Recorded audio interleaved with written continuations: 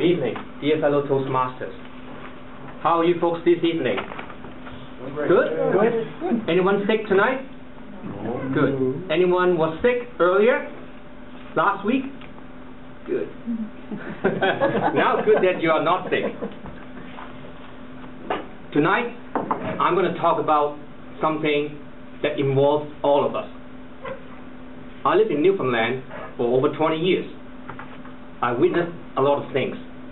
But tonight, I'm going to talk about our health care. I'm going to talk about the certain issues that I have come across recently and try to share that with you. I believe our health care is moving in the right direction. Why did I say that? First, you remember the Cameron inquiries about the bulge receptor test that got the government into trouble. But the government was quick to react.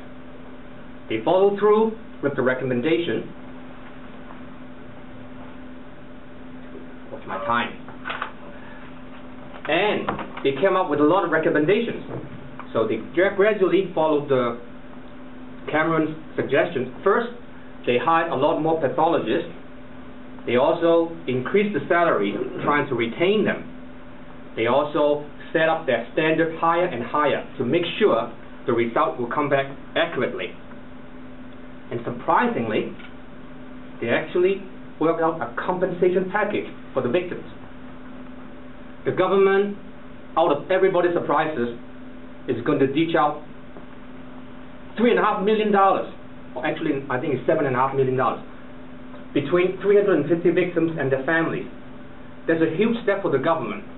No government ever came out so quickly and admitted fault. But our government is first to admit fault quickly. It lessens the sufferings of the victims. And the best thing is the government is willing to accept mistakes and move on. And what now? Other provinces have used our criteria as the benchmark, and Newfoundland has set a high national standard. That's the first thing I noticed. Secondly, if you watched the news last week, you would see our government has invested in our seniors.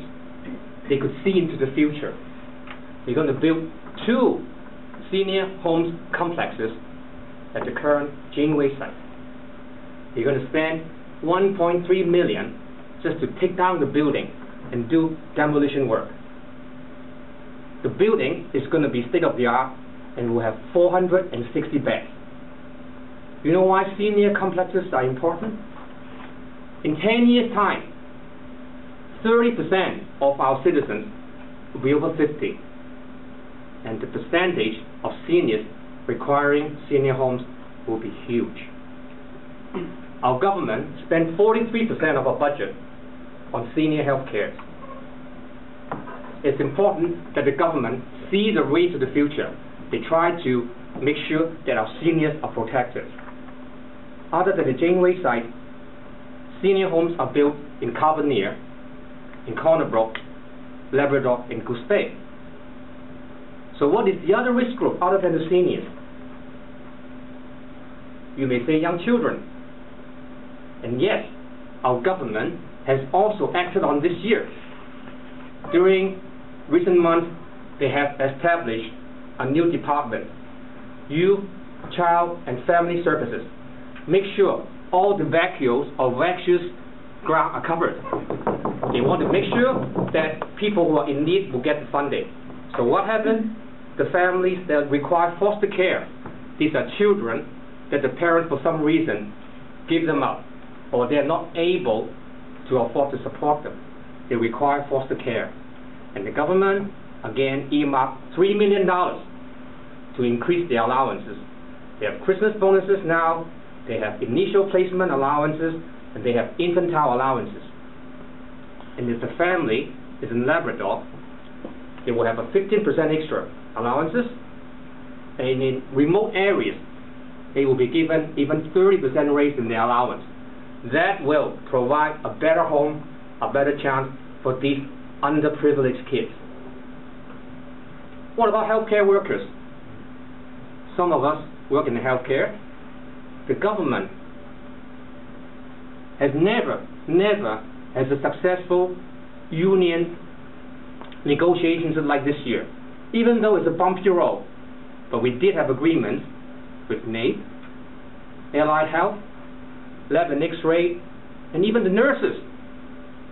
And as recent as on November 11th, Remembrance Day, they made an agreement with our community ambulance operators. And that's a big step. Those people had no contract for over 3 years. And the government somehow got down and worked their minds to it and reached a mutual agreement. So our labor front in healthcare has settled unprecedentedly quite well. What about individual beings like you and me? Newfoundland this year has become the second highest province to provide healthcare per capita basis.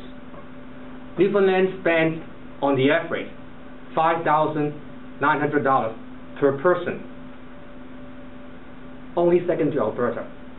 Alberta has been number one for 10 years. The least one is Quebec. This is why we don't like Quebec, and Quebec don't like us.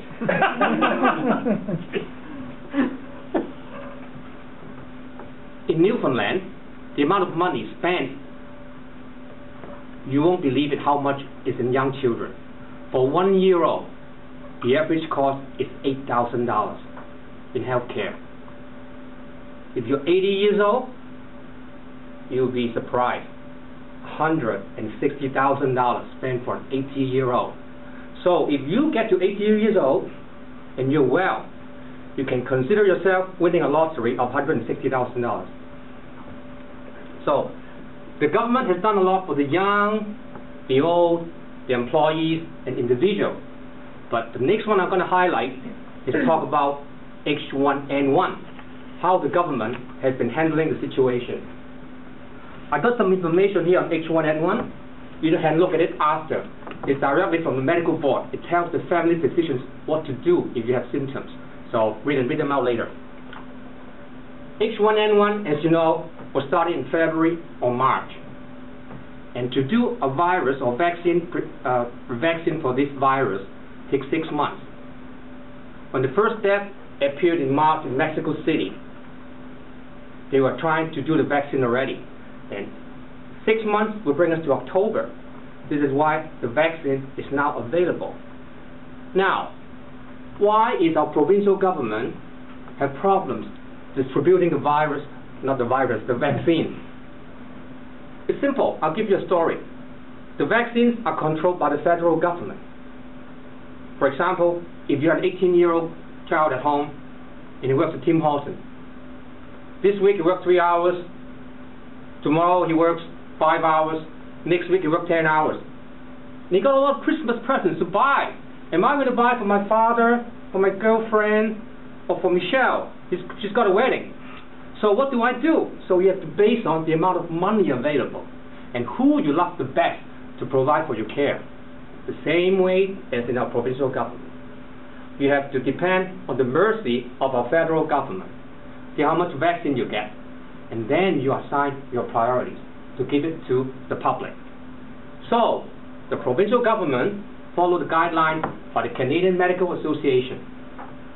The first guideline was to give it to the people who are at the most risk, which are children from 6 months to 59 years of age. And also, those people who are younger, under 24 years of age, who have problems such as lung diseases, as asthma, bronchitis, or any airway diseases, because this virus attacks your lungs, and this is why patients with lung diseases are to be at the front end of the risk category. The first 2 days, they gave it to the healthcare workers. I was there. I saw a lot of wrongdoings. They brought the children there, they brought their husbands there, and this was why I couldn't get it done the first day. Anyway, I got it done. I am protected, so I could shake hands with you guys.